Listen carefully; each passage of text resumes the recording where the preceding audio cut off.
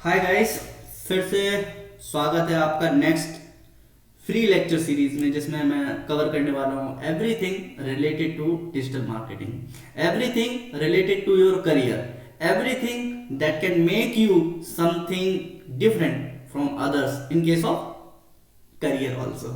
Okay, so हमने जो last lecture series बनाई थी जिसमें हम लोगों ने कवर किया था, अब जिसने भी नहीं देखा है वो उसको जरूर पहले देखें, फिर इसके बाद इस लेक्चर सीरीज को देखिए, ताकि ना एक फ्लो बना हुआ है जो एक पार्ट को कंप्लीट करके दूसरा पार्ट वो आपको लिंक कर पाओगे चीज़ों को।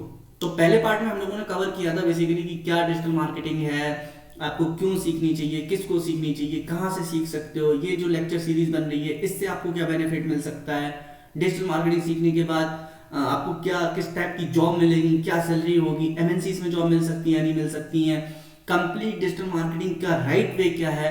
इस तरीके से हमने एक बेसिक जो इंट्रोडक्शन होता है उसको कवर किया था। नेक्स्ट हम लोगों ने जो कवर किया था वो था आपका आइडिया जनरेशन से रिलेटेड। बेसिकली कि कई बार ऐसा होता है कि आप खुद का स्टार्टअप करना चाहते हो और किस तरीके के आइडिया आए, मैं डिजिटल मार्केटिंग क्यों सीखना चाहता हूँ, आप फिगर आउट नहीं कर पा रहे हो कि आखिर मैं क्यों सीखूं डिजिटल मार्केटिंग। फिर उसके बाद idea validation, market research, competitor analysis, content writing. तो ये हमारा ना एक तरीके का पूरा फ्लो हो गया कि ये चीजें हम अपने लेक्चर सीरीज में कवर करने वाले हैं। तो मैं सजेस्ट करूंगा पहले ये वाला वीडियो देखिएगा पार्ट 1, देन ये वाला वीडियो देखिएगा जो आप करेंटली देख रहे हैं पार्ट 2। इसके बाद आप सीक्वेंस में करेंगे तो ज्यादा बेटर रहेगा। नेक्स्ट स्टार्ट करते हैं इस वाले लेक्चर सीरीज के लिए।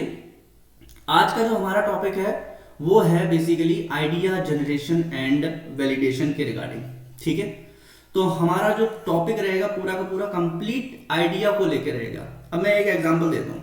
कई बार क्या होता है ना, बहुत सारे, जैसे मैंने अपने स्टूडेंट्स से पूछा है, अपने कलीग्स से पूछा है, अपने फ्रेंड्स से पूछा है, तो वो मैं बोलता हूँ कि यार डिजिटल मार्केटिंग, जैसे वो लोग बोलते हैं कि तुम यार डिजिटल मार्केटिंग सीख ली हो, अब बढ़िया है यार, इतना अच्छी स्किल हो गई है, पैसा भी अच्छा आ रहा है, तो मैं सोच रहा हूँ मैं भी डिजिटल मार्केटिंग सीख लूँ। तो ये कई बार ना एक लोगों का मिथ है कि जैसे उनको लगता है कि उनका जो दोस्त है just because of this skill पैसा कमा सकता है, तो मैं भी पैसा कमा लूंगा ये स्किल सीख लूँ। तो ऐसा तो नहीं है आपके दिमाग में आ रहा है, क्योंकि अगर ऐसा आ रहा है ना तो थोड़ा गलत होगा। इस पॉइंट ऑफ व्यू से अगर आप डिजिटल मार्केटिंग सीख रहे हो तो मैं सजेस्ट करूंगा ऐसा मत सोचिएगा। एनीवे, फिर कैसे सोचना है वो मैं अभी बताऊंगा बाद में। नेक्स्ट, बहुत सारे लोगों का ये भी है कि आफ्टर पैंडेमिक ना लोगों को ये लगने लगा है कि जॉब तो बहुत अपॉर्चुनिटी आई है डिजिटल मार्केटिंग में। नो डाउट ये 100% सही बात है कि पैंडेमिक के बाद से मैक्सिमम जो कंपनीज हैं, चाहे वो स्मॉल साइज कंपनी हो, मिड साइज कंपनी हो, बिग एमएनसीज हो, मैक्सिमम लोग अपनी प्रेजेंस ऑनलाइन बहुत ही ड्रेस्टिक वे में इंप्रूव करना चाहते हैं, क्योंकि एनालिटिक्स देखा गया है, डेटा देखा गया है यूजर बिहेवियर का कि लोग डिजिटली ज्यादा इन्फ्लुएंस हो जाते हैं, इजिली इन्फ्लुएंस हो जाते हैं, और यूजर एक्शन जो है ना वो डिजिटली बहुत ज्यादा इंप्रूव हो गया है रादर देन फिजिकल मार्केटिंग के। तो जितनी भी कंपनी है, चाहे वो मिड साइज हो, चाहे स्मॉल हो, चाहे बिग कंपनीज हो, सारे के सारे स्विच किए हैं और ड्रेस्टिक इंप्रूवमेंट, अपना जो इन्वेस्टमेंट है ना वो ड्रेस्टिक लगा रहे हैं डिजिटल मीडिया पे। तो ये 100% है, ऑब्वियस सी बात है, जब इन्वेस्टमेंट बिग कंपनीज हैं, स्मॉल कंपनीज लगाती हैं तो अपॉर्चुनिटीज जॉब क्रिएट होती हैं। बट यहाँ पे अगर ये सोच के अगर आप डिजिटल मार्केटिंग सीख रहे हो क्योंकि पैंडेमिक के बाद जॉब अपॉर्चुनिटी ओपन हुई है, तो 100% है कि अगर मैं डिजिटल मार्केटिंग सीख लूंगा तो मुझे जॉब मिल जाएगी, ये माइंड सेट करके मत सीखिएगा। द थर्ड वन, कई लोगों का ये भी रहता है कि डिजिटल मार्केटिंग सीख लेंगे तो भाई घर बैठ के पैसा कमा सकते हैं, क्योंकि यूट्यूब पे आजकल डले रहते हैं, ब्लॉगर बनिए और लाखों कमाइए, यूट्यूबर बनिए, मिलियंस व्यू लाइए, ऐसे करके वीडियोस बनाते हैं। बट इतना इजी नहीं होता है। अगर आप नेट पे भी सर्च करेंगे तो आपको एक टॉपिक, पर्टिकुलर टॉपिक के ऊपर ही अगर देख लो तो कितने यूट्यूबर मिलेंगे आपको, और पर्टिकुलर टॉपिक के ऊपर अगर देखेंगे तो मैक्सिमम आपको 100 to 200 यूट्यूबर मिल जाएंगे। आप खुद थोड़ा दिमाग लगाइए, 125 करोड़ की जनसंख्या है अपनी इंडिया की, और उसमें 100-200 लोग प्लेयर हैं बस। तो कंपटीशन एक्चुअली कम है, बट जो मेजर प्रॉब्लम आ रही है ना वो ये है कि जो कंटेंट है वो सोच नहीं पा रहे हैं लोग, क्योंकि लोगों ने डिजिटल मार्केटिंग तो सीख ली बट उसको अप्लाई कैसे करना है रियल लाइफ में वो अप्लाई नहीं हो पा रहा। तो अपॉर्चुनिटी सच में बहुत ज़्यादा है। अगर आप सच में कुछ करना चाहते हो, but the thing is mindset आपको थोड़ा सा चेंज करना पड़ेगा अगर आप डिजिटल मार्केटिंग सीख रहे हो। ये माइंडसेट से अगर आप डिजिटल मार्केटिंग सीख रहे हो तो आपको कुछ बेनिफिट नहीं होने वाला, ना तो आपको जॉब अच्छी मिलेगी, ना ही आपको स्किल से आपको अर्निंग होने वाली, ना ही क्लाइंट मिलेंगे। इतना इजी नहीं है क्लाइंट लेके आना अगर इस माइंडसेट के साथ आप पढ़ रहे हो तो एक और कंसर्न आता है।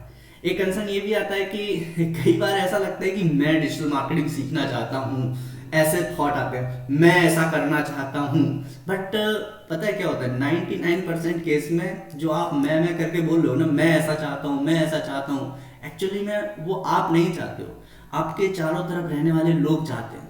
आपकी जो एक्टिविटी आप जो इंटरनेट पे हो, वो एक्टिविटीज की वजह से आपको ऐसा लगने लगता है कि आप चाह रहे हो, बट आपको बेसिकली दूसरे लोग इन्फ्लुएंस कर रहे हैं। दूसरे लोग इन्फ्लुएंस कर रहे हैं कि आप डिजिटल मार्केटिंग सीखो, आप खुद नहीं चाहते। तो ये फिगर आउट करना बहुत ही ज्यादा इंपॉर्टेंट है कि आप डिजिटल मार्केटिंग सीखना चाहते हो या लोग चाहते हैं। अब ये लोग हैं कौन, मैं एक एग्जांपल देता हूं। मान लेते हैं कि ये आप हो, ठीक है, ये आप हो या मैं हूं, ऐसा नहीं है कि आप ही हो, आप हो या मैं हूं। दूसरी साइड में वो कौन से लोग हैं जो चाहते हैं कि आप डिजिटल मार्केटिंग सीखो। ये वो लोग हैं जिसमें एक कैटेगरी होती है जो एजेंसीज होती हैं। कौन सी एजेंसी? डिजिटल एजेंसी, जिनका एक नया आजकल बिजनेस मॉडल हो गया है कि लोगों को ऑनलाइन कोर्स कराइए, क्योंकि डिजिटल एजेंसी है तो डिजिटल के ऊपर टॉपिक बना ही सकते हैं आसानी से। भाई मैं डिजिटल मार्केटिंग करता हूं तो मैं इजीली यूट्यूब पे वीडियो बना पा रहा हूं एकदम ओपन होके, मुझे कुछ सोचना नहीं पड़ रहा है क्योंकि इतना एक्सपीरियंस हो गया है चीजों को। तो जो एजेंसीज हैं वो ऑनलाइन अब क्या नया बिजनेस मॉडल बना लिया उन्होंने। पहले तो वो सिर्फ कंपनीज के लिए डिजिटल जितनी भी चीजें होती थी मार्केटिंग वो करते थे, अभी उन्होंने क्या एडिंग कर दिया कि ऑनलाइन कोर्सेज बनाने लगे हैं, अब उसको भी सेल करने लगे। अब आप खुद सोचो, एक एजेंसी है उसने ऑनलाइन कोर्स बनाया इतनी मेहनत से, तो वो तो किसे टारगेट करेगी? आपको टारगेट करेगी। आप वो कोर्स कब खरीदोगे? आपको जब वो बार बार बोलेगी भाई डिजिटल मार्केटिंग सीखने से ये बेनिफिट है, ये फीचर है, ये होने वाला है, तो आपके माइंड में ऐसा आएगा भाई बहुत बेनिफिट है, इसे सीख लो तो बस इसको लगा डाला तो लाइफ झिंगा डाला। बट ऐसा होता नहीं है रियलिटी में। ये लोग क्यों चाहते हैं आप ऐसा बार बार क्यों इन्फ्लुएंस करते हैं? देखो, अगर मान लो इन्होंने आपको टारगेट करने में 10 रुपीज खर्च किया और इनका जो कोर्स है वो मान लेते हैं कि 1000 रुपीज का ही है बस। अब आप खुद सोचो, 10 रुपए खर्च किया इन्होंने आपके ऊपर, आपको लेके आने में, और इन्होंने कमा कितना लिया? 1000 रुपए। ये ऑनलाइन कोर्स तो है ही वन टाइम इन्वेस्टमेंट, एक बार बना दिया। अब आप खुद सोचो 100 लोगों को उन्होंने टारगेट कर लिया, कितना रुपए कमा लिया? सीधा सीधा हो गया। कुछ आइडिया आ रहा है समझ में कि लोग किस तरीके से क्यों इतना आपको फोर्स कर रहे हैं कि आप डिजिटल मार्केटिंग सीखो? भाई साहब, आपको टारगेट करने में सिर्फ ना 10 से 20 रुपए लगता है बस। एक ऐड को दिखाने में बार बार आपको ऐड दिखाएंगे और आपको पता भी नहीं चलेगा वो ऐड है। कमाल की बात ये है। दूसरे, आप बोलोगे ऐसा नहीं है, यूट्यूब पे बहुत सारी वीडियोस हैं और यूट्यूब पे तो लोग फ्री पढ़ा रहे हैं, आप भी तो यूट्यूब पे फ्री पढ़ा रहे हो, ये भी एक कंसर्न है। तो ऐसा क्यों है कि वो यूट्यूबर क्यों इन्फ्लुएंस करेंगे? तो यूट्यूब पे कोई वीडियो डालता है, उसको क्या चाहिए? यूट्यूब पे वीडियो पे व्यू आए, राइट? यूट्यूब की वीडियोस पे व्यू आए, जितना व्यू आएगा उतना यूट्यूब उसको पे करेगा। नाउ हर कोई चाहता है कि उसकी यूट्यूब पे व्यू आए। अब जो डिजिटल कंटेंट बनाते हैं वो आपको ऑब्वियस सी बात है, दो तरीके के लोग हो गए। एक तो हो गए जो जेनरिक हर चीज सच बताएंगे, दूसरे हो गए कि आपको इन्फ्लुएंस करेंगे, आपको बोलेंगे ब्लॉगिंग कर लो, आप यूट्यूब वीडियो बना लो, कैसे यूट्यूब वीडियो बनाते हैं। ये 99% केस में ना आधे लोग बस वीडियो देखते हैं, करेंगे कुछ नहीं।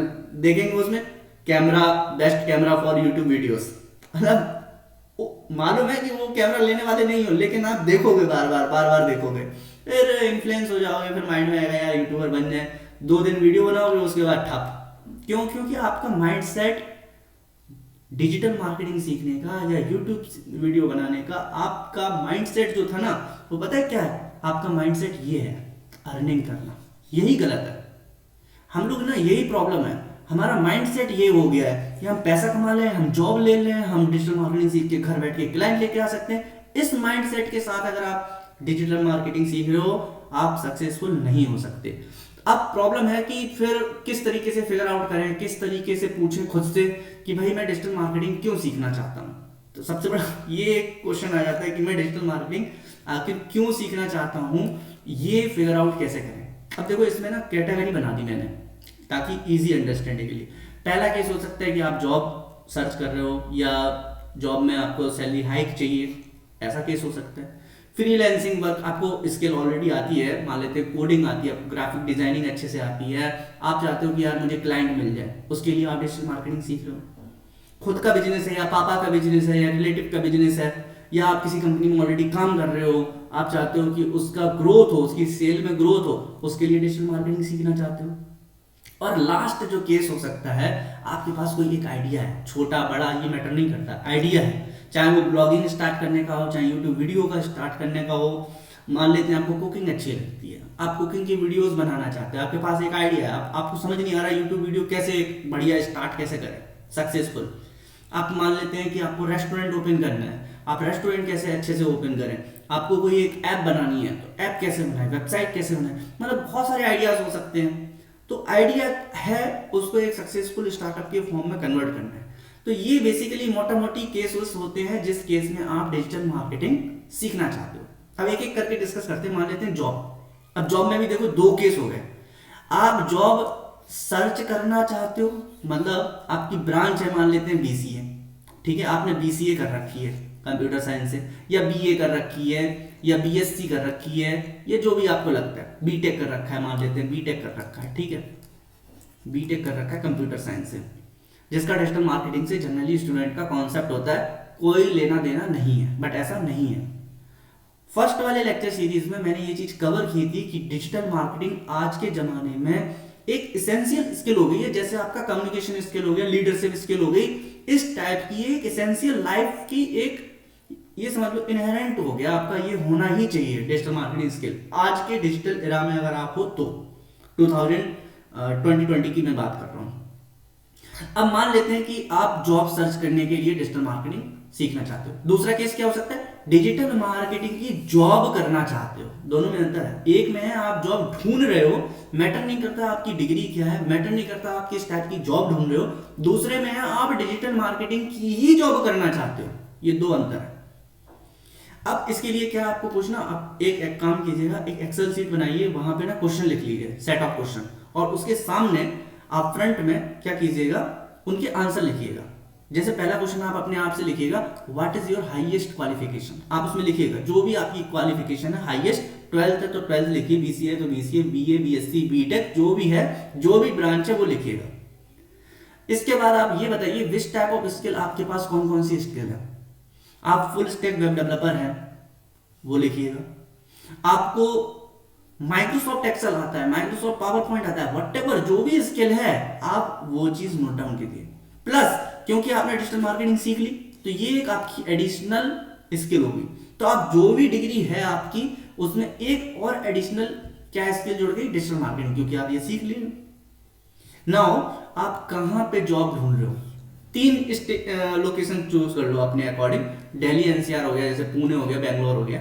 अब आईटी की मैं बात कर रहा हूं तो दिल्ली एनसीआर, पुणे, बेंगलोर ये आईटी के मामले में ज्यादा होते हैं। नेक्स्ट है आप किस सेक्टर में आपका इंटरेस्ट है।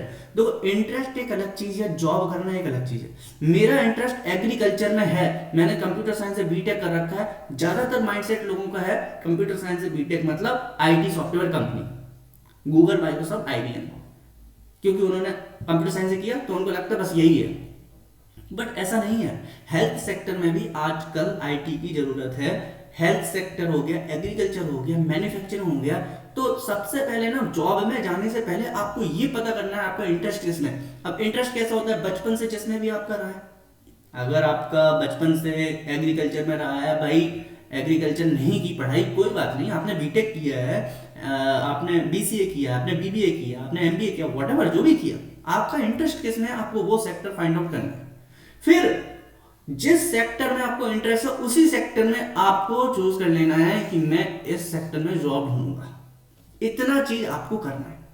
नेक्स्ट स्टेप क्या है, आपको जाना है जॉब पोर्टल पे, naukri.com हो गया, हायर हो गया, इंडीड हो गया, और भी बहुत सारे जितने भी पोर्टल हैं वहां पे जाना है। आपको अपना जो भी कीवर्ड है, इसको कीवर्ड बोलते हैं बेसिकली, जैसे फुल स्टैक डेवलपर की जॉब लेनी है, जैसे आपको मान लो मार्केटिंग की जॉब लेनी है, फाइनेंस की जॉब लेनी है, 12th के बाद आपको वेब डेवलपर की जॉब लेनी है, वेब डिजाइनिंग की जॉब लेनी है, ग्राफिक डिजाइनिंग की जॉब लेनी है, व्हाटएवर, ये कीवर्ड्स हो गए बेसिकली। एक वर्ड से पता चलेगा किस टाइप की प्रोफाइल की जॉब है। अब आपको क्या करना है, एक एक्सेल शीट बनानी है। ये जो मैं तरीका बता रहा हूं ना, ये बता रहा हूं कि किस तरीके से आप जॉब सर्च कर सकते हो। This is the right way to get the right job within time frame. कई बार ऐसा होता है आपके पास स्किल्स बहुत अच्छी होती हैं, फिर भी आप अच्छे से जॉब नहीं मिल पाती है, और आप सोचते हो यार इतना सब पढ़ लिख के क्या फायदा, साला जॉब ही नहीं मिल रही है, दिमाग खराब हो गया है। तो इस तरीके के कमेंट्स आने लगते हैं माइंड में, और फ्रस्ट्रेशन होने लगता है, डिमोटिवेशन होने लगता है। तो उस चीज से प्रॉपर वे में जॉब कैसे लेके आते हैं वो बता रहा हूं। आपको क्या करना है, एक्सेल शीट में एक कॉलम लेना है, नेम ऑफ कंपनी, उस कंपनी में क्या रिक्वायर्ड स्किल है, आप क्या जानते हो और आपको क्या जानना अभी बाकी है, और उस चीज को सीखने में आपको कितना टाइम और लगेगा, जॉब की रिस्पॉन्सिबिलिटी क्या है, ये सारी चीजें कहां से मिलेंगी आपको, लोकेशन क्या है, इंडस्ट्री क्या है, ये आपको मिलेगी नौकरी पोर्टल से। अब मान लेते हैं कि मैं फुल स्टैक वेब डेवलपर की जॉब चाहता हूं, मैं naukri.com पे गया, कीवर्ड लिखा फुल स्टैक डेवलपर, मुझे एक कंपनी मिली XYZ। उस कंपनी में लिखा required skill HTML, CSS, JavaScript, jQuery, MySQL, Photoshop. But मुझे केवल आती थी HTML, CSS और जावास्क्रिप्ट। MySQL और फोटोशॉप मुझे नहीं आती भाई, तो मैंने यहां लिख दिया कि मुझे MySQL और फोटोशॉप नहीं आती। लेकिन इसका मतलब ये थोड़ी नहीं कि बस इनके में जो चीज दी हुई है वही नहीं आती, आपको ये भी सोचना है आपको और क्या आता है। तो आपको एक्सेल आता है, जैसे पावर पॉइंट चलाना आता है, वर्ड चलाना आता है, ये तो बेसिक है। आपको जो भी आता है स्किल्स, टेक्निकल स्किल, वो आप लिखो।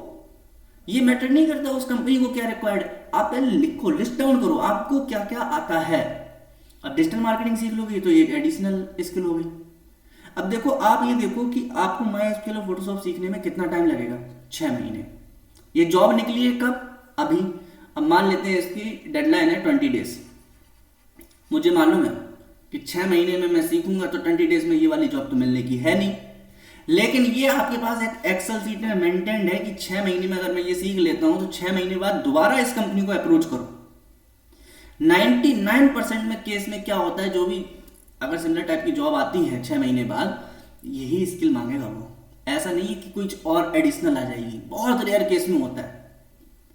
ऐसे ही आपको फिर एक और बना लेनी है, ABC। मान लेते हैं कि वो ग्राफिक डिजाइनिंग की है, अब उसमें उसने ग्राफिक डिजाइनिंग में बोला है कि आपको HTML आना चाहिए बेसिक, CSS आना चाहिए, और एडोब टूल आने चाहिए, फोटोशॉप आना चाहिए, एक्सेल आनी चाहिए, पावर पॉइंट आना चाहिए, ये उसने बता दिया। और एक और बोल दिया फिग्मा।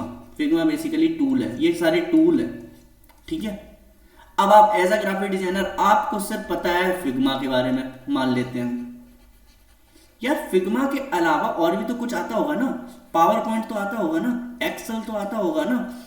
और अगर कुछ भी नहीं आता है तो आपको सोचना पड़ेगा यार कि क्या नहीं आता है और मार्केट में किस चीज की डिमांड है। फिर आपको वहां पे टाइम फ्रेम लिखना है कि इस चीज को सीखने में मुझे 16 दिन लगेंगे। जॉब की डेडलाइन है मान लेते हैं 2 दिन, कोई बात नहीं, आप 16 दिन में इसको कवर करो और आफ्टर 16 डेज फिर से रीअप्लाई करो। और अगर मान लेते हैं कई बार ऐसा होता है कि डेडलाइन होती है 20 डेज और आपको सीखने में लगेगा सिर्फ 16 घंटे, सही है यार, सीख लो, छोटी मोटी चीज है, 2 दिन लगेंगे, सीख लो, अप्लाई कर लो। ये थोड़ी ना तुमको एक्सपर्ट बनना है, चीजें सीखनी तो है, नॉलेज ही तो लेनी है, कर लेंगे बाद में बाकी का।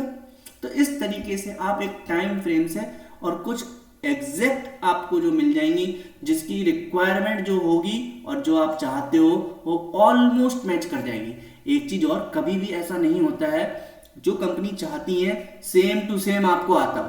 कभी ऐसा होता है, कभी आपको ज्यादा आता है, कभी हो सकता है कि रिक्वायरमेंट से कम आता हो, लेकिन ऐसा नहीं हो सकता कि पूरा डिट्टो सेम टू सेम हो। You are not a robot, obvious सी बात है, ह्यूमंस हैं, कुछ ना कुछ ऊपर नीचे होता है। तो कंपनीज भी ना इस तरीके से अप्रोच करती हैं कि आपको 70 to 80% आता है, इट मीन्स लेटर ऑन आपकी लर्निंग जो इंथुजियाज्म है, सीखने का जो है कि मुझे मैं जॉब मिल जाएगी, मैं सीख लूंगा काम करते करते, अगर उस टाइप का आपका थिंकिंग है, माइंडसेट है, तो कंपनीज आपको जॉब दे देती हैं। बट आपको वही है मैटर कि राइट कंपनी को अप्रोच करना है, राइट टाइम पे अप्रोच करना है, राइट स्किल के साथ अप्रोच करना है, दैट इज मेजर। और कैसे करना है? The process very simple. आपको अपने जो क्वेश्चन हैं वो लिख लीजिएगा। हाईएस्ट क्वालिफिकेशन क्या है, आपकी स्किल्स क्या है, आप कहाँ पे जॉब करना चाहते हो, उसके बाद किस सेक्टर में इंटरेस्ट है, किस सेक्टर में आप काम करना चाहते हो। पोर्टल पे जाइए, सर्च फिल्टर का यूज करके, कीवर्ड का यूज करके एक एक्सेल सीट बनाइए और बेस्ट फिट कंपनीज को फिल्टर आउट करके उन्हें या तो आप पोर्टल से अप्लाई कीजिए, पर्सनली उनको मेल कीजिए, पर्सनली उनको अप्रोच कीजिए। अब आता है नेक्स्ट स्टेप कि भाई किस तरीके से जॉब मिल सकती है। चलो ये एक्सेल सीट मैंने बना ली, ये जो एक्सेल सीट है मैंने बना ली, क्या इससे जॉब मिल जाएगी? इतना सब कुछ करने से, मेल करने से, ये सब करने से? इसमें एक और स्टेप बताता हूं। नेक्स्ट क्या करो आप, जब आप इस टाइप की सीट बना लो, इसके बाद आप जाओ ना startupindia.government.in पे। startupindia.government.in पे आप जब जाओगे तो वहां पे आपको मैं करके ही बता देता हूं, ज्यादा बेटर रहेगा। तो आपको जाना है startupindia.government.in, startupindia.government.in, यहां पे आपको जाना है। और यहां पे जाने के बाद आपको नेटवर्क में जाना है। देखिए नेटवर्क, नेटवर्क के बाद स्टार्टअप इंडिया नेटवर्क, तो आपको जाना है नेटवर्क, नेटवर्क, नेटवर्क के आप बाद आपको जाना है कहां पे? Startup India network. तो नेटवर्क, नेटवर्क के बाद स्टार्टअप इंडिया नेटवर्क। इसके बाद आपको कहां जाना है? Choose industry. तो इंडस्ट्रीज को हम यहां से फिल्टर कर लेते हैं, मान लेते हैं कि आपको एजुकेशन इंडस्ट्री में जॉब करनी है, ठीक है। नाउ जैसे ही आप ये कर लेते हो ना, तो आपको एक लिस्ट मिल जाएगी, 11,570 startups are right now working in education sector.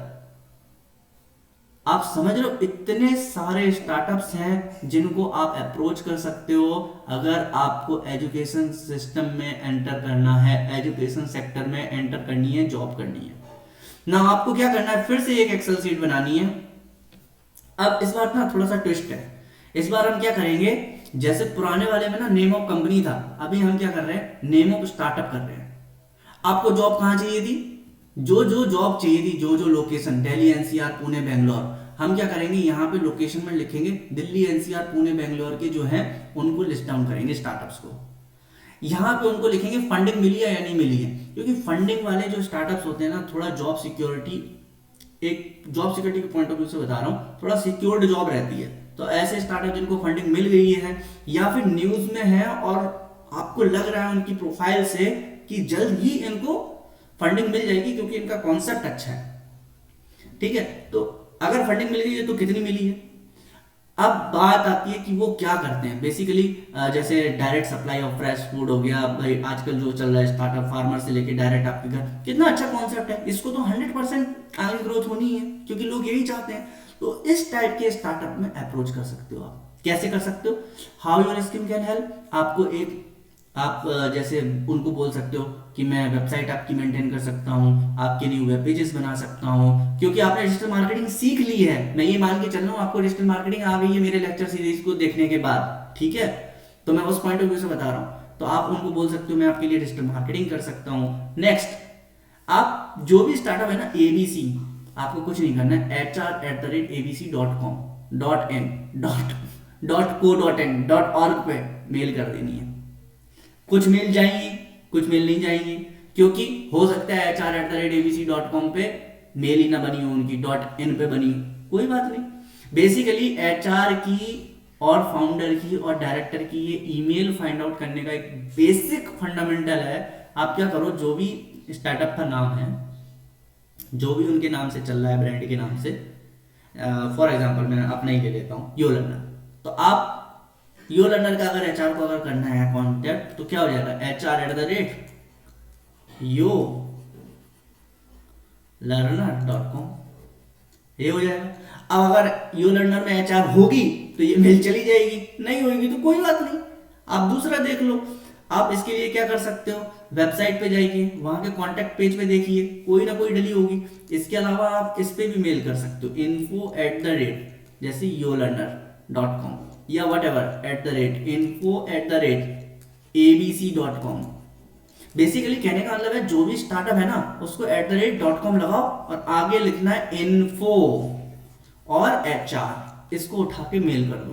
Mail क्या करनी है मैं बताऊंगा, कंटेंट उसके अंदर, यही तो डिजिटल मार्केटिंग स्किल है। मेल क्या करनी है, क्या कंटेंट लिखना है, कैसे सामने वाले को पिच करना है, यही तो डिजिटल मार्केटिंग है।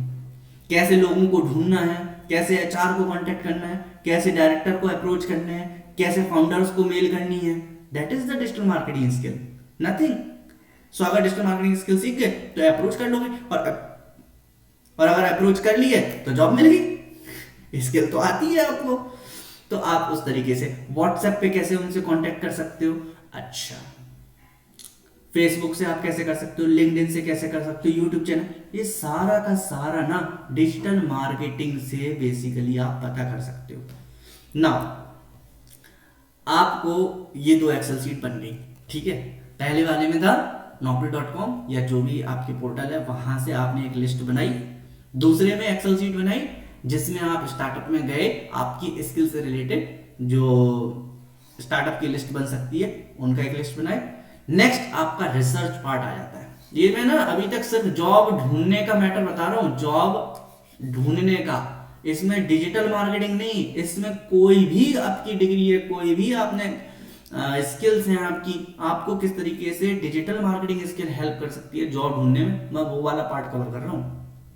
तो वहां पे आ गया नेक्स्ट पार्ट, रिसर्च पार्ट। इसमें आप लिख सकते हो कि अभी स्टार्टअप कैसे काम कर रहा है, थोड़ा सा रिसर्च कर लो, कितने लोग काम कर रहे हैं इस स्टार्टअप में, कैसे पता चलेगा, लिंक्डइन में जाओ उसके लिंक्डइन में आप जब जाते हो तो वहां पे प्रोफाइल एनालिसिस कर सकते हो लोगों के कितने फॉलोअर हैं। अब जैसे मान लो फॉर एग्जांपल मैं एक कंपनी ले लेता हूं और उसकी लिंक्डइन की प्रोफाइल पे गया, वहां पे प्रोफाइल में जाने के बाद मैं करके भी दिखा देता हूं इसको, तो ज़्यादा बेटर रहेगा।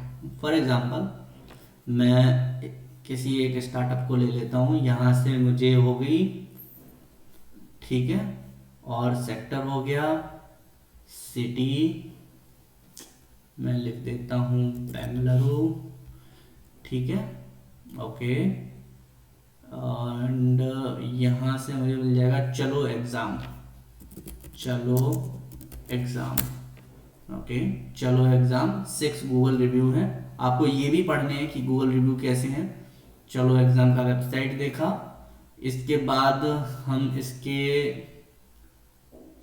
यहाँ पे गए सोशल मीडिया प्लेटफॉर्म्स पे, हमने देखा लिंक्डइन नहीं है, कोई बात नहीं, अगर लिंक्डइन होता तो लिंक्डइन पे जाते, वहाँ से उनकी प्रोफाइल वगैरह को विजिबल करते और देखते हैं, ये रहा लिंक्डइन, यहाँ पे गए, अब देखो लिंक्डइन में चलो एग्ज़ाम, ठीक है, अब यहाँ पे 0 फॉलोअर दिख रहा है, मतलब वो लोग लिंक्डइन पे ज़्यादा एक्टिव है नहीं। इसका मतलब ये नहीं है कि कंपनी बेकार है। यूट्यूब पे देखिएगा 116 है सब्सक्राइबर, कितने वीडियोस डले हैं, कब वीडियो डले हैं, 4 महीने तक का है, देखो एक्टिव ये लोग 1 साल पुराने से इन्होंने स्टार्ट किया था।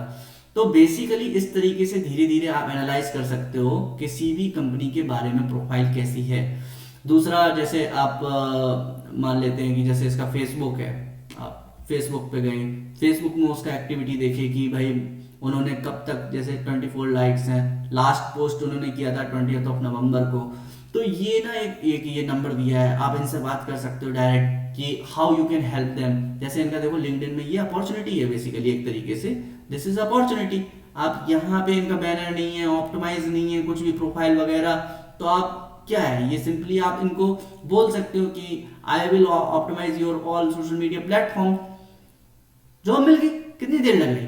उसके लिए आप फ्रीलांसिंग क्लाइंट बन के ले सकते हो, जरूरी नहीं है कि ऑन साइट आपको काम ही करो, आपको क्लाइंट से मतलब है ना, क्लाइंट मिल गया एक तरीके के, उनको बोल सकते हो कि अलग अलग टाइप की सर्विसेज ऑफर करके, आपको लग रहा है इनकी वेबसाइट अच्छी नहीं है, जैसे मान लो फॉर एग्जांपल अभी तो बढ़िया बनाई है वेबसाइट, कोई अगर दिक्कत लगती है तो आप उनको मेल कर दो कि आपकी वेबसाइट में ये दिक्कत है, अगर आप डेवलपर हो तो आप उनको बोल दो कि इस तरीके से हम सॉल्व कर देंगे, मिल गया क्लाइंट।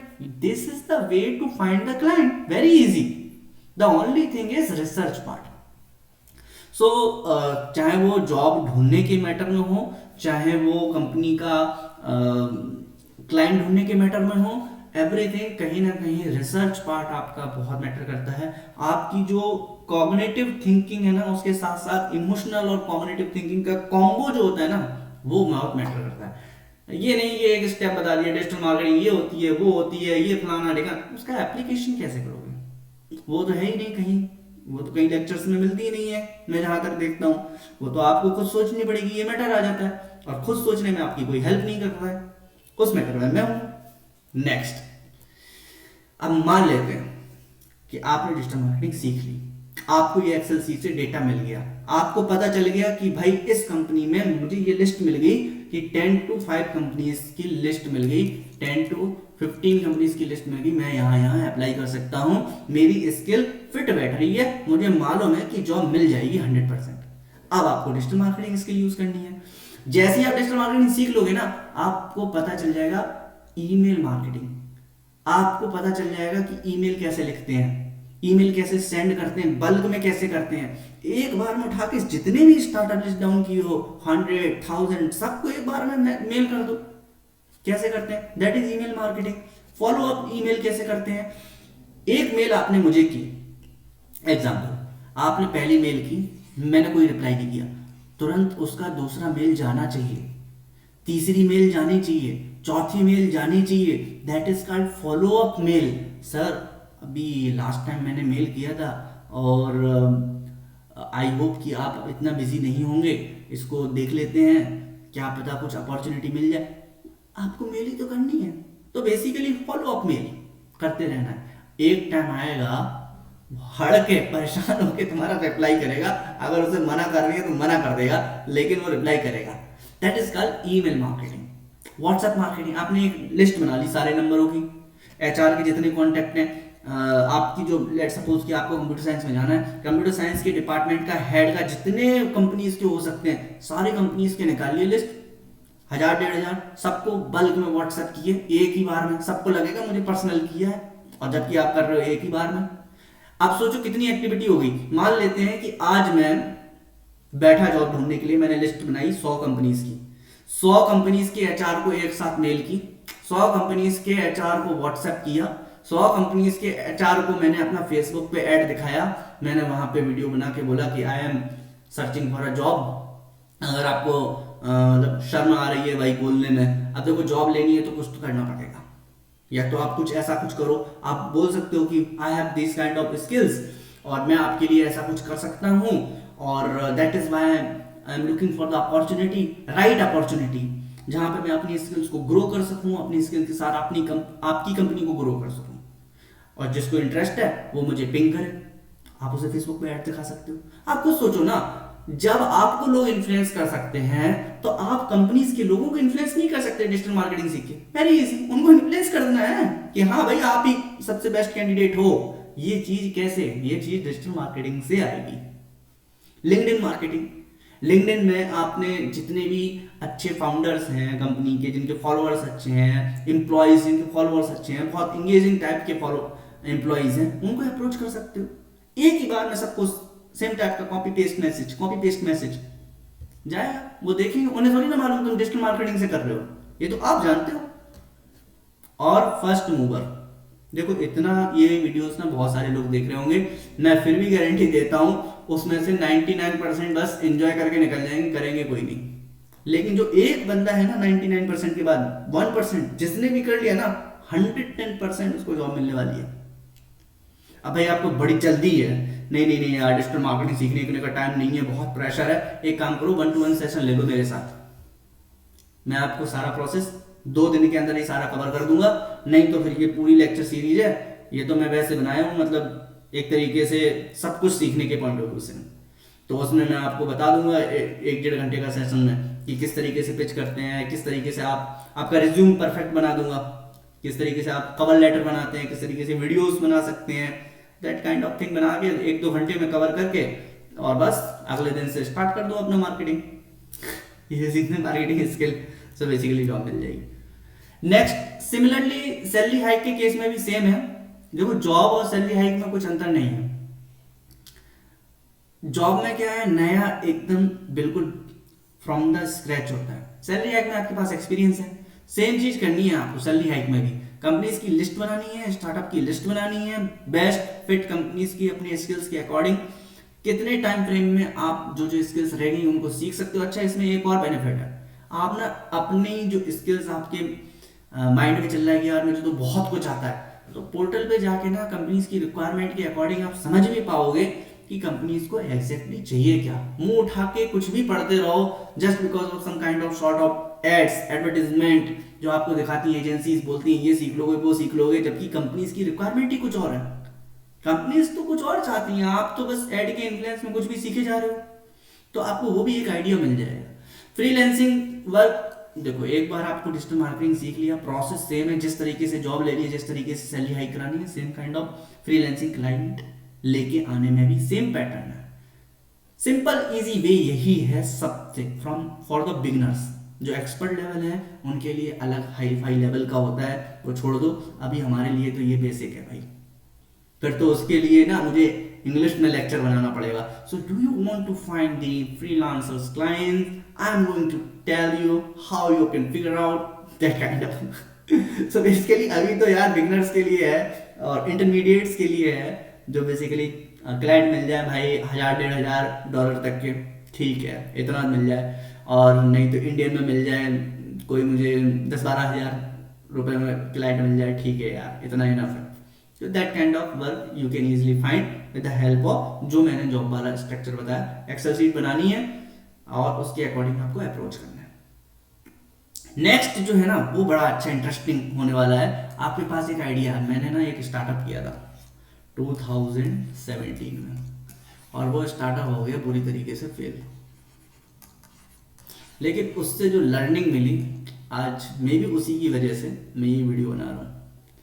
तो वो आइडिया कैसे हम लोगों ने जनरेट किया था, किस तरीके से हम लोग स्टार्टअप किए थे, और वो सक्सेसफुल स्टार्टअप क्यों नहीं हो पाया, ये लर्निंग मिली। और मैं नहीं चाहता कि अगर आप कोई स्टार्टअप करने जा रहे हो, आपके पास कोई आइडिया है और आप भी फेल हो जाओ हमारी तरह, मैं चाहता हूँ कि जो गलतियां हमने की वो गलतियां आप ना करो। एक प्रॉपर वे में एक आइडिया का सोच के किस तरीके से एग्जीक्यूशन, क्योंकि जब आप कोई स्टार्टअप करते हो वहां सिर्फ आइडिया नहीं होता है, आपका टाइम का इन्वेस्टमेंट होता है ना, टाइम इन्वेस्टमेंट रहता है, आपका मनी इन्वेस्ट रहता है, और सबसे बड़ी बात जो आपका माइंड सेट होता है ना वो पूरा चेंज हो जाता है। आपका सोचने का तरीका बस यही होता है रात दिन, यार मेरा स्टार्टअप सक्सेसफुल हो जाए, ये हो जाए वो हो जाए। फैमिली से भी आपका थोड़ा नाता ना कम होने लगेगा जब आप स्टार्टअप में जाओगे। तो अगर आपके पास आइडिया है, थोड़ी सी भी भूल नहीं होनी चाहिए। आपको मैक्सिमम लोग बोलेंगे कि स्टार्टअप्स तो बहुत आते हैं, 3 साल बाद फेल हो जाते हैं, 90 दिन बाद फेल हो जाते हैं, ये सब डायलॉग यार छोड़ दो। अगर आपके पास आइडिया है ना, सबसे पहले तो यूट्यूब देखना बंद कर दो, दूसरा गूगल पे सर्च करना कम से कम कर दो। चीजें सर्च करनी है, राइट चीज सर्च करनी है। तो स्टार्ट करते हैं कि आइडिया कैसे जनरेट करें। तो मैंने जैसे बोला पहला स्टेप, आइडिया को इंटरनेट पे सर्च करना बंद कर दो। ऐसे लोग जो ये बोल रहे हैं कि स्टार्टअप 3 महीने बाद या 3 साल बाद 99% स्टार्टअप फेल हो जाते हैं, ऐसे लोगों को अनसब्सक्राइब कर दो, ऐसे लोगों की वीडियोस देखना बंद कर दो। ऐसे लोग जो आपको ये बोलते हैं कि आप ये कर लो तो बिलियनर बन सकते हो, मिलियनर बन सकते हो, करोड़पति बन सकते हो, लखपति बन सकते हो, इन सारे लोगों को ब्लॉक मार दो। ऐसे लोगों की तो वीडियोस देखना ही नहीं है जो आपको ये बोले कि करोड़पति बन सकते हो। अगर ऐसा है तो वे खुद वीडियो क्यों बना रहे हैं, आप खुद सोचो ना। करोड़पति बन सकते हैं तो खुद ही करोड़पति बन जाए, वो वीडियो बना रहे, यूट्यूब पे बना के क्यों आ रहे हैं, ये सब बकवास है। ऐसे लोगों से दूर रहो। दूसरा, आइडिया कैसे जनरेट करें, तो आपको क्या करनी है, एक ना लिस्ट बनानी है, जो भी आपको प्रॉब्लम बचपन से लेके आज तक हुई है वो सारी प्रॉब्लम्स लिख लो। आपको बचपन में क्या प्रॉब्लम हुई थी, बोला माँ बाप मम्मी पापा चॉकलेट के लिए हमें पैसे नहीं देते थे, अगर पैसे मिलते थे बहुत कम मिलते थे, चॉकलेट के लिए मुझे दुकान पे ये, जो भी प्रॉब्लम हुई, चाहे वो बेसिक प्रॉब्लम हो, बड़ी प्रॉब्लम हो, पढ़ाई में आप जाना चाहते थे सिटी में, आप किसी टाउन से बिलोंग करते हो, आप just because of financial issue की वजह से आप सिटी नहीं जा पाए, आपको जो जो प्रॉब्लम हुई वो सारी की सारी लिस्ट डाउन कर दो। आप ऑनलाइन पढ़ना चाहते थे, ऑनलाइन नहीं पढ़ पाए just because of internet accessibility नहीं थी। आप, ये भी एक बड़ा मेजर कंसर्न है, इसके ऊपर बहुत ही अच्छे स्टार्टअप्स आ रहे हैं जो ऑनलाइन इंटरनेट एक्सेसिबिलिटी ना होने की वजह से जहां ये ऑब्स्ट्रक्शन आता है ना कि वहां पे ऑनलाइन नहीं पढ़ पा रहे, तो उसका भी एक सॉल्यूशन आ रहा है, ऑफलाइन भी आप चीजें पढ़ सकते हो। बहुत अच्छे अच्छे स्टार्टअप्स आ रहे हैं, तो आपकी लिस्ट डाउन कर लो। उसके बाद अब आप बड़े तो हो गए हो, बच्चे तो हो नहीं, ये प्रॉब्लम होगी तो सॉल्यूशन ढूंढ नहीं पाओगे। नेक्स्ट क्या करो, अब आप उसका सॉल्यूशन ढूंढो, आज के टाइम में उस प्रॉब्लम का क्या सॉल्यूशन है। तो आपने प्रॉब्लम लिखी, अब सॉल्यूशन देखा कि बेस्ट सॉल्यूशंस क्या है। सॉल्यूशंस मैं बोलूंगा, सॉल्यूशन नहीं, एटलीस्ट 3 सॉल्यूशन निकालो। एक सॉल्यूशन निकाल लिया ना, फिर तो अच्छे अच्छे टूल हैं जिससे आप पता कर लोगे उनके ऑल्टरनेटिव क्या है। जैसे सिमिलर वेब करके एक है, कॉम्पिटिटर एनालिसिस बेसिकली बोलते हैं इसे। तो वहां से आप, ये कोई टेंशन वाली बात नहीं है, एक सॉल्यूशन आप पता कर लो नेट से, उनके ऑल्टरनेटिव आजकल बड़ी जल्दी पता चल जाते हैं कॉम्पिटिटर एनालिसिस से। तो आपको 2 से 3 उनके सॉल्यूशंस जो हैं वो पता करने हैं। नेक्स्ट, आपको उनके बीच में गैप ढूंढना है कि इनके बीच में क्या गैप है, और आपके दिमाग में क्या आ रहा था उस टाइम जिस गैप से आप इसको फुलफिल कर सकते हो। अभी मैं सिर्फ आइडिया जनरेशन की बात कर रहा हूं, आइडिया वैलिडेशन की बात नहीं कर रहा हूं, सिर्फ आइडिया जनरेशन की। मैं इन्वेस्टमेंट की बात नहीं कर रहा हूं, पॉइंट टू बी नोटेड। तो यहां आप बैरियर मत लाओ यार इसके लिए ये इन्वेस्टमेंट। अगर मान लेते हैं आपके दिमाग में आया यार मेरे टाउन में ना रेस्टोरेंट नहीं है अच्छा ढंग का, लिखो, लिखो ना, प्रॉब्लम है ये रेस्टोरेंट अच्छा नहीं है, लिखो। इन्वेस्टमेंट बाद में, पहले प्रॉब्लम, उसका सॉल्यूशन क्या हो सकता है वो लिखो, बाद में आएगा कि इन्वेस्टमेंट क्या है, वैलिडेट क्या है। पहले आइडिया जनरेट करो, उसके सॉल्यूशंस क्या हैं वो देखो, उनके बीच में जो गैप है वो देखो, उसका क्या आप ऑल्टरनेटिव सॉल्यूशन बना सकते हो वो लिस्ट डाउन करो। ये 3 चीजें पहले करो। इसके अलावा स्टार्टअप्स की, जो अदर कंट्रीज में स्टार्टअप्स हो रहे हैं, उनकी लेटेस्ट न्यूज से आप हमेशा टच में रहो। आप गूगल न्यूज को फॉलो कर सकते हो, अलर्ट, गूगल अलर्ट करके आता है, गूगल अलर्ट, इसमें ना आप फिल्टर कर सकते हो, सिर्फ वही न्यूज आपको मेल आ जाया करेगी लिस्ट बन के। तो आप स्टार्टअप्स की जो अपडेट्स हैं उनको फॉलो कर सकते हो। योर्स स्टोरी है इंडिया में यार, अच्छा, एक बहुत अच्छा प्लेटफॉर्म है ये, स्टार्टअप्स को लिस्ट डाउन करके देता है, बढ़िया बढ़िया न्यूज देती है। आपको एक कमाल की बात बताता हूँ, फैक्ट देखो, उबेर आया मार्च 2009 में, ठीक है, 2009 में उबेर आया। उबेर बेसिकली कार टैक्सी के लिए है, जो सिटीज में है, मेट्रो सिटीज में, उनको पता होगा ऐप से क्या होता है। जनरली हम टैक्सी को क्विक व्यू में तुरंत इमीडिएटली हम बुक कर लेते हैं, आजकल 5 से 10 मिनट का काम है, कैब आ जाएगी आपके दरवाजे पे, बैठो, उसे पे करो और जहां जाना है वहां जाओ। 2010 मार्च की बात है भाई, मार्च 2009 में यूएस में बनी थी ये उबर ऐप, और इंडिया में भाई साहब ओला आ गई दिसंबर 2010। इन्होंने कोई ना इनोवेटिव आइडिया नहीं लाया, ना इन्होंने कोई तोप कर दी। आज इंडिया में सब ओला ओला जानते हैं, बट एक्चुअल में इन्होंने क्या किया, इन्होंने यहां देखा यूएस में, इन्होंने कहा भाई अच्छी अपॉर्चुनिटी है, अभी का अभी बनाओ, थोड़ा सा आइडिया में ट्विस्ट किया according to the Indian audience, कि लोगों को इंडिया में, अब क्योंकि ये इंडियन लोग थे ओला बनाने वाले, इनको पता था कि इंडिया में इंडियन लोगों का बिहेवियर कैसा होता है, उसके अकॉर्डिंग इन्होंने ओला बना दी। 2015 में ये लोगों ने ना, ओला और उबेर ये दोनों कैब के लिए थी, सिर्फ टैक्सी बुक होती थी, बाइक का कोई कॉन्सेप्ट नहीं था। 2015 में रैपिडो लॉन्च कर दी, और रैपिडो ने बाइक का कॉन्सेप्ट लाया, ये ना ऑटो, ये कैब हटा दिया, थोड़ा सा ट्विस्ट किया आइडिया, बोला कि लोग कैब से जा सकते हैं तो बाइक से क्यों नहीं जा सकते, पीछे बंदा बैठा लेगा, ऑनलाइन बुक करो बाइक, लो बन गया स्टार्ट। इन्होंने क्या किया, इन्होंने ऑटो कर दिया। देखो कॉन्सेप्ट ना थोड़े थोड़े से ट्विस्ट हैं, पहले टैक्सी थी, फिर ऑटो आया, फिर बाइक आई। तो ऑनलाइन जितनी भी न्यूज है स्टार्टअप की, उनके थोड़े टच में हो, उनका आइडियाज देखो, आपके आइडियाज दिमाग में जनरेट होना स्टार्ट हो जाएंगे। एयरबीएनबी 2008 में, ये बेसिकली होटल्स को बुक करने के लिए होती है, और 2013 में हमारे इंडियन एंटरप्रेन्योर ने ओयो बना दिया। अब ओयो ने धूम मचा दी इस टाइम। ओयो ये समझ लो, अगर नॉर्मल बंदा भी है ना, बड़े होटल में जाने से पहले सोचता था। आज मिडिल क्लास फैमिली भी ओयो जैसे होटल्स में एकदम लग्जूरियस टाइप के होटल की तरह फील लेके रहता है। एयर बीएनबी जो था वो यूएस के ऑडियंस को अच्छे से समझता था, इंडियन ऑडियंस को नहीं समझता था।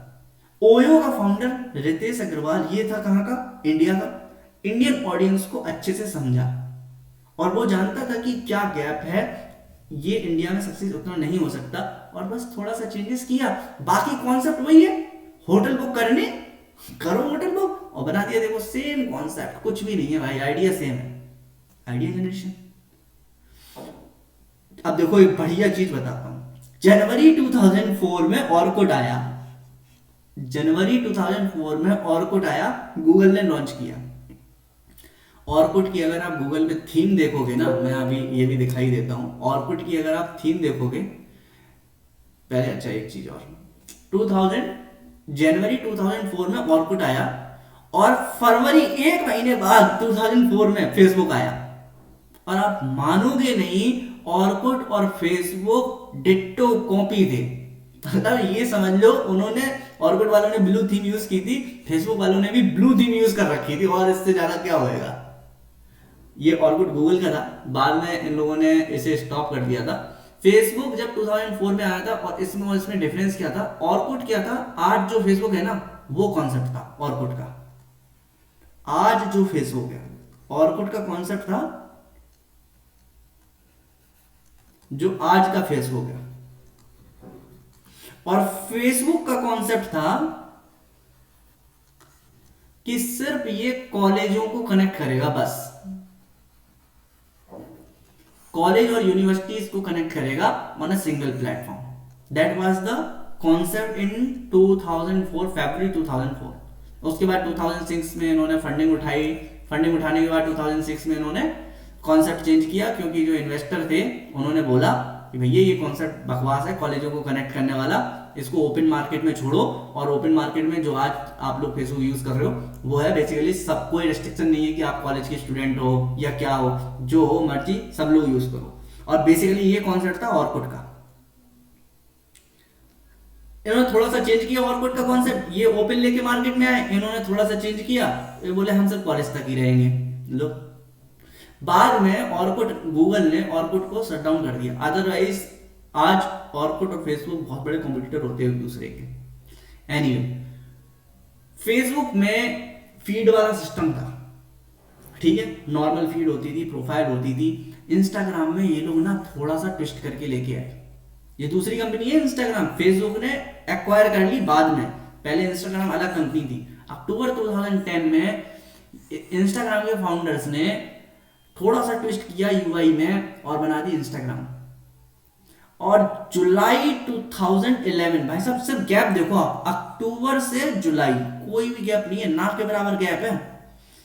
इंस्टाग्राम में स्टोरी टाइप का चीज था, इन्होंने थोड़ा फेसबुक से एडवांस किया, लोगों को शॉर्ट टाइप की वीडियोस ज्यादा पसंद होने लगी थी। स्नैपचैट आया, और स्नैपचैट में पता है क्या, वो लोग थोड़ा सा ट्विस्ट किए वीडियो में, बोला अपना वो चेहरा बना सकते हो, फंकी टाइप के वो एनिमेशन कर सकते हो स्नैपचैट। आप टाइमलाइन देख रहे हो, थोड़ा सा गैप है बस।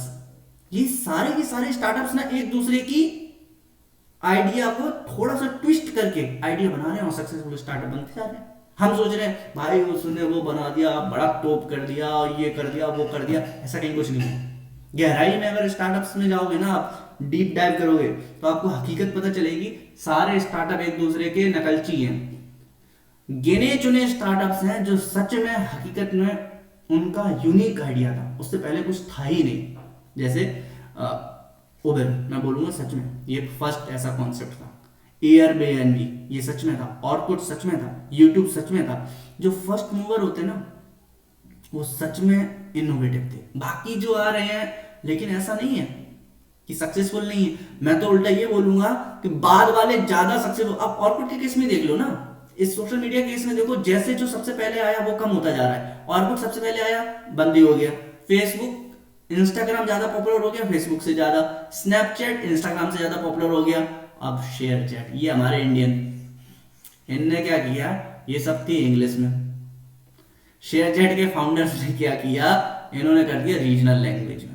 हिंदी में चलाओ सोशल मीडिया, तमिल तेलुगु जिसमें मन करे उसमें सीखो ना, क्या जरूरत है केवल इंग्लिश में। बूम करके आधे लोगों को तो शेयर चैट पता भी नहीं होगा, लेकिन मिलियंस में भाई साहब, मिलियन में डाउनलोड्स हैं और मिलियंस रुपए कमाते हैं, बिलियंस रुपए। कुछ नहीं है, सिर्फ एक ऐप है, जस्ट लाइक इंस्टाग्राम और फेसबुक, बस रीजनल लैंग्वेज में बना दी। धीरे धीरे इन्होंने इंप्रूव कर दिया और आज बहुत अच्छी ऐप हो गई। जब मैं 2017 में अपना स्टार्टअप का प्लान किया था, स्टार्ट किए थे, तब मैंने शेयर चैट का यूआई देखा था, इतना बकवास यूआई था। मैं जब इसे यूज करता था तो इतना हैंग होता था, पूछो नहीं। मेरा स्टार्टअप तो बंद हो गया, लेकिन आज शेयर चैट को बहुत ज्यादा फंडिंग मिल गई। क्यों? क्योंकि वो एक कॉन्सेप्ट पे टिके रहे।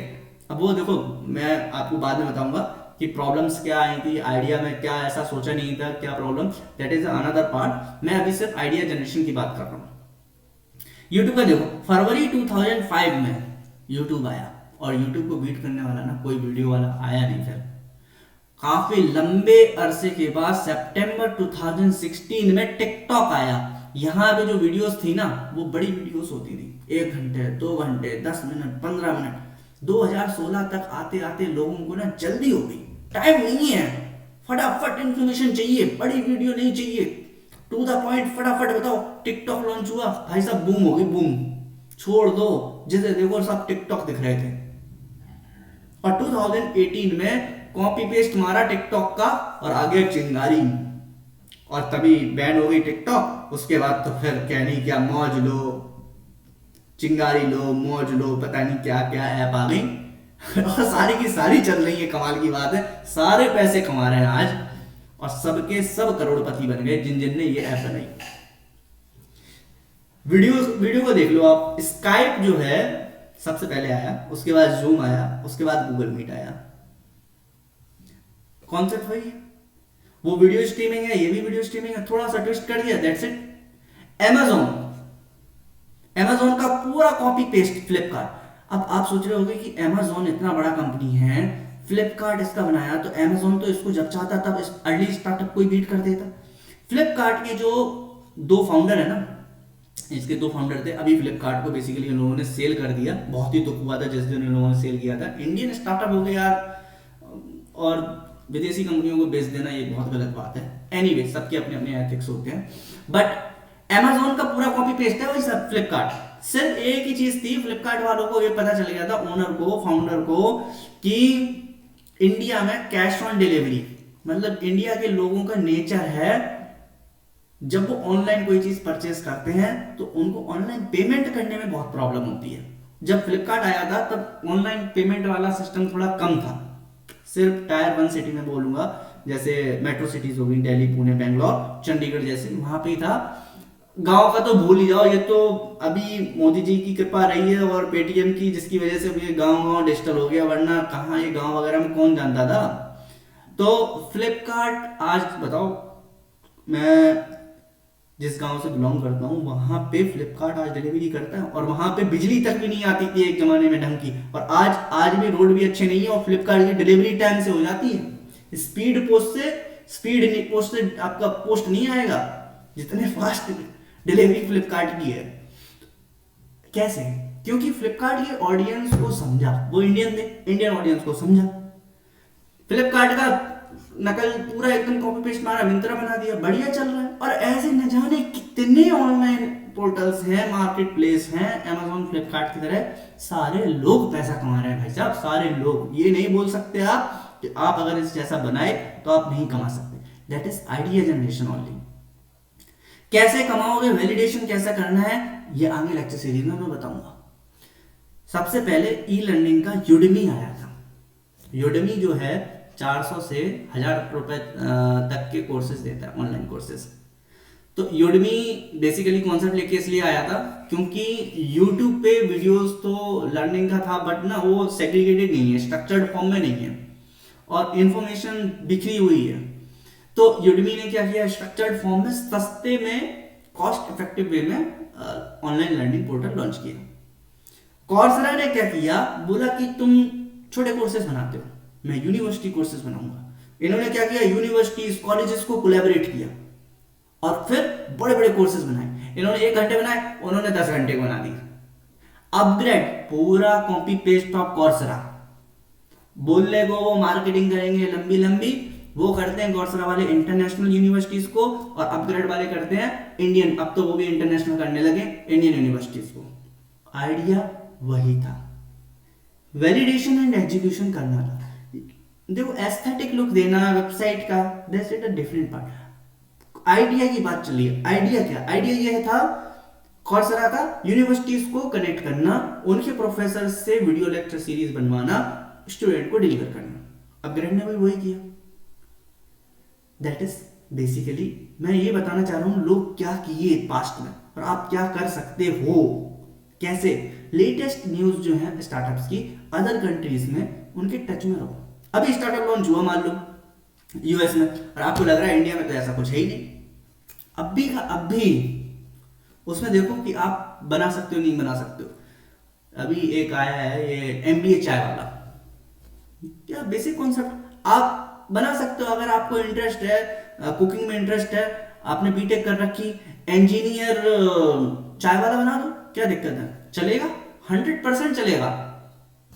वो एमबीए से चलेगा तो मैं इंजीनियर वाले चलेंगे। ऑडियंस को समझो, बस ये है इंजीनियर वाली दुकान, इंजीनियर के जो कॉलेज हैं वहीं पे खोलना, वहां एमबीए वाला नहीं चलेगा, लेकिन इंजीनियर दोनों अगर खुले होंगे ना, एमबीए वाला और इंजीनियर वाला, बेट लगा के बोल रहा हूं मैं, इंजीनियर वाले की दुकान पे चाय पीने आएंगे इंजीनियर लोग, एमबीए वाले के पास नहीं जाएंगे। ऑडियंस को समझना है, आइडिया वही है, थोड़ा सा ट्विस्ट कर देना, खत्म बात। वो कप में देते हैं, आप इंजीनियर वाले मोटरसाइकिल बना दो और वो पंप टाइप का बना दो, उसके अंदर चाय बना के दे दो, क्या है मैकेनिकल इंस्ट्रूमेंट टाइप के बना के, और उसके अंदर आप चाय दे सकते हो। बढ़िया कॉन्सेप्ट है। बेसिकली क्या है, आपको थोड़ा सा आइडिया में ट्विस्ट किया। अब मैं आपको योलर्नर का भी बता देता हूँ। क्लास सेंट्रल सबसे पहले मैंने देखा था कि कोर्सेज को कंपेयर करने का, ये जो है ना क्लास सेंट्रल, ये सबसे पहले मैंने देखा था। ये क्या करता है, कोर्सेज को कंपेयर करता है, अलग अलग जो पोर्टल्स हैं, यूडेमी हो गया, कोर्सेरा हो गया, अपग्रेड हो गया, फ्यूचर लर्न हो गया, अपलोड साइट हो गई, या एड्यूनक्स हो गया, एडोरेका हो गया, या जितने भी ऑनलाइन पोर्टल्स हैं, उनको क्या करता है क्लास सेंटर, ऑनलाइन कोर्सेज को कंपेयर करता है। तो मेरे दिमाग में आया कि ये तो इंडिया में है नहीं, वैसे इसका फाउंडर जो है वो इंडिया का है, रहता यूएस में है, बट मेरे दिमाग में आया इसको बना सकते हैं। और फिर मैंने सर्च करना स्टार्ट किया तो मुझे पता चला कि डिजिटल डिफाइंड एक और है। उस टाइम पे जब मैंने स्टार्ट किया था ना, तब केवल यो लर्नर था, और पैंडेमिक की बाद से अभी बहुत सारे हो गए, बहुत सारे लोग ऑनलाइन कोर्सेज को कंपेयर करते हैं और अलग अलग, बट बोलते हैं ना जैसे फर्स्ट मूवर जो होते हैं वो फर्स्ट मूवर ही होते हैं। तीसरा, पहला हो गया इंटरनेट पे देखना बंद करो, दूसरा हो गया प्रॉब्लम को लिस्ट डाउन करो, तीसरा हो गया स्टार्टअप के साथ जो लेटेस्ट अपडेट्स हैं उनके टच में रहो, और जो लास्ट वाला मैं बोलूंगा वो ये है, खुद पे भरोसा रखो, चीजों को ऑब्जर्व करो, एग्जीबिशंस में जाइए, खुद पे ट्रस्ट रखो, ऑब्जर्व करना स्टार्ट करो, दूसरों की सुनो, ठीक है, दूसरों का ध्यान से सुनो, बोलना नहीं है, सुनना ज्यादा है। कोई भी आप अगर जॉब कर रहे हो या आपको लग रहा है यार परेशान करके रख दिया है, कोई बात नहीं, आप डेली आके प्रॉब्लम को नोट डाउन कर लो। मुझे मालूम है एक साथ नहीं बनेगी चीजें, टाइम लगता है स्टार्टअप में, 2 साल लगेगा, 3 साल लगेगा, हो सकता है कि 5 साल भी लग जाए। केएफसी का जो फाउंडर है ना भाई साहब, मोर देन, अब मुझे एग्जैक्ट तो ये नहीं बताया, बट मुझे इतना मालूम है 60 से 70 साल का हो गया था तब जाके उसने स्टार्ट किया था। मैं आपको दिखाई देता हूँ, होप सो। केएफसी का जो फाउंडर है, KFC founder age when he started, देख लो गूगल पे, तो एट व्हाट एज केएफसी, भाई साहब 65 की एज में, 65 की एज में जाके सोचो बंदे ने स्टार्टअप किया था केएफसी। तो आप ना ये मत सोचना कभी कि टाइम बहुत कम है, जल्दी जल्दी करना है। यार हम लोगों की एज कितनी होगी, मैक्सिमम 30-45। जो ये वीडियो देख रहा है मुझे नहीं लगता कि किसी की इससे ज्यादा होगी, मैं जानता हूँ इस टाइम पे, क्योंकि मैं भी डिजिटल मार्केटर हूँ, मुझे मालूम है कि मेरी वीडियोस को हम देख सकता है, क्योंकि हिंदी में ये वीडियो बनी है तो ऑब्वियस सी बात है नॉर्थ इंडियंस हैं मैक्सिमम, और जिन लोगों को मैं ये वीडियोस ट्रिगर कर रहा हूँ, टारगेट कर रहा हूँ, वो मैक्सिमम 20 to 30 के एज वाले हैं। 45 में आ गया तो मतलब बहुत ही डेडिकेटेड बंदा है जो सच में चाहता है कुछ सीखना। तो उसके लिए तो मैं सजेस्ट करूंगा कि भाई आप मेरे पर्सनल नंबर पे कांटेक्ट कीजिएगा, इस वाले पे व्हाट्सएप करना जितना हो सकता है मैं पूरा इन्फॉर्मेशन शेयर करने की कोशिश करूंगा। Anyway, so thank you so much here. आज हमारा जो टॉपिक हुआ वो कवर हुआ था जॉब कैसे सर्च करते हैं सैलरी हाइक के लिए, फ्रीलांसर वर्क के लिए। आपको अगर दिमाग में कोई आइडिया है और आप कोई सक्सेसफुल स्टार्टअप करना चाहते हो तो आइडिया कैसे जनरेट करें, नेक्स्ट पार्ट में हम लोग कवर करेंगे आइडिया वैलिडेशन के बारे में। So thank you for now, good night या good morning, bye bye, take care, whatever the time suits you. Okay, thank you.